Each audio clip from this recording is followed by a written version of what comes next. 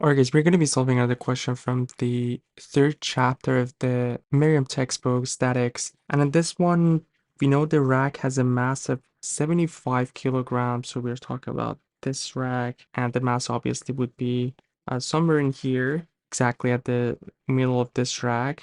So we have the mass, which is 75 kilogram. The question is asking what moment M must be exerted on the gear wheel by the motor in order to lower the rack at a slow, steady down 60 degrees incline. So we are asked to find the moment. We can neglect all the frictions, and the fixed motor which drives the gear will why the shaft at point O is not shown. So this system is composed of the rack and the motor, and we are in equilibrium. And the reason is that we have a steady speed down, and because in equilibrium we have sum of all forces equal to mass times acceleration of gravity.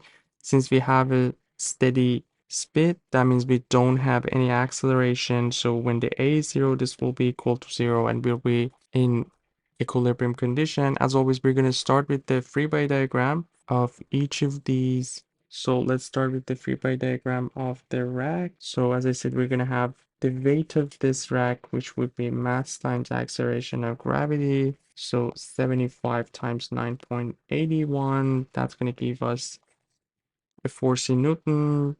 So we have a force that is applying from the gear wheel by the motor to the rack. So the force will be in this direction, F.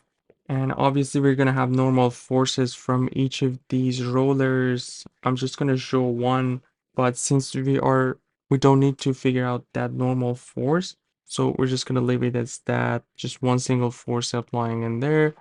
And we know this angle is also 60 degrees. So if we just define my x and y in these two directions, maybe this our y and this our x, all I'm gonna do is that I'm gonna do the sum of all forces in y direction, and this will be our positive direction for y. You basically have F minus the y component of the weight, which would be mg. So if that angle is 60, this angle right here would be 30 degrees, and this will be the y component of the weight, and this will be the x. We don't care about the x component, so it's going to be minus mg cosine of 30 degrees, and this will be equals 0, and f will be basically 75 times 9.81 times cosine of 30 degrees. Let's see what we get.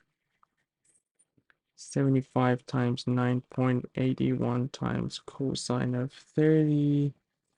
This is going to give us 637.2 newtons. So now that we have this force, we're going to move on to the free body diagram of the gear wheel. So if we just show it like that, we're going to have the same force F, this time in the opposite direction based on the Newton's law. And we also have the moment M that the question is asking, and this point is O.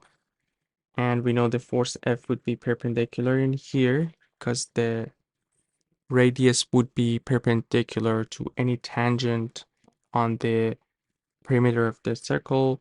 So all I'm gonna do in here is I'm gonna find the moment about point O counterclockwise positive. We're gonna have the M, that is what we are trying to figure out, and we're gonna have the moment of force F, and since it's a clockwise moment, so negative, we found F is 637.2, and the position vector in here would be the radius of the gear, which is 150 millimeter divided by 2, since we have the diameter. So basically 150 divided by 275 millimeter, we're going to divide it by 1000 in order to get it in meter, and this will be again equal to 0. So the moment would be this times 0.75, and this is going to give us 477.9 Newton meter.